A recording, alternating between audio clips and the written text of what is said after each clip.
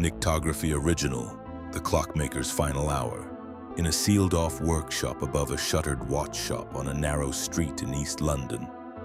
Beneath a century of soot and the wreckage of a fire no one ever fully explained, restorers found a brass escapement, the small, precise heart of an antique clock, covered in symbols that don't appear in any horological reference ever published. They aren't damage, they aren't decoration. They're deliberate, cut by hand, by someone working very quickly, very close to the end of whatever he was doing. This is the story of the Clockmaker's final hour, reconstructed as best as anyone ever could from 60 minutes worth of metal. A Nyctograph Original Story. The following is fiction, reconstructed for atmosphere from a real category of unsolved craftsman's workshop mysteries. No real named individual is depicted. The workshop belonged to a horologist, a clockmaker, whose name has been lost along with most of his records. The kind of tradesman East London had hundreds of in the era before mass production made his entire craft obsolete overnight. What's left of his shop suggests a man who didn't stop working, even as the world around his profession quietly ended. Ledgers show orders drying up year over year. Neighboring account records pieced together by researchers who later studied the building describe a man increasingly private, increasingly consumed by a single project nobody around him fully understood. Visible more and more rarely, heard working later and later into the night. Then one night, the workshop burned.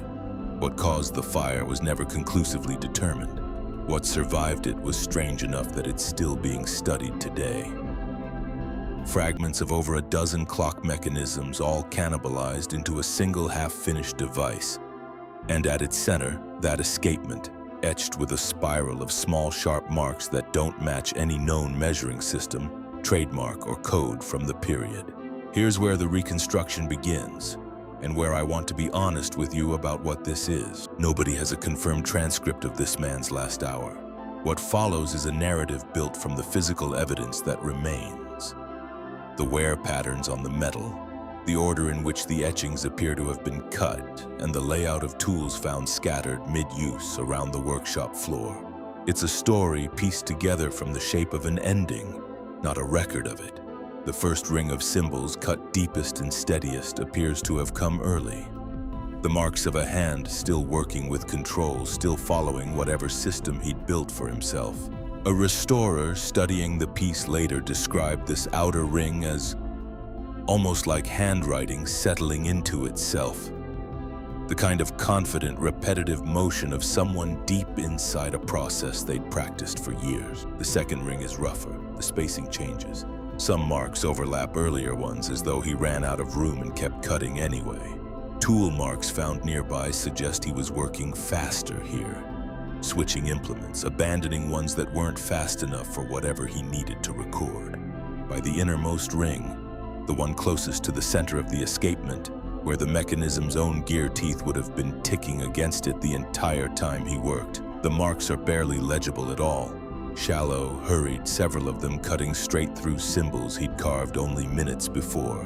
Whatever he was trying to capture, in that final ring, he was running out of time to finish it.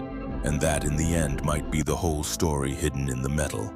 Not a code to be broken, not a message left for someone to find, but a portrait cut layer by layer of a man watching his own hour run out while he tried, machine by machine, symbol by symbol, to hold on to something he could feel slipping. A clockmaker who spent his life building devices that measured time with perfect, indifferent precision, and who, in his final hour, aimed all of that precision at himself, trying to do the one thing his entire craft could never actually do: outrun it.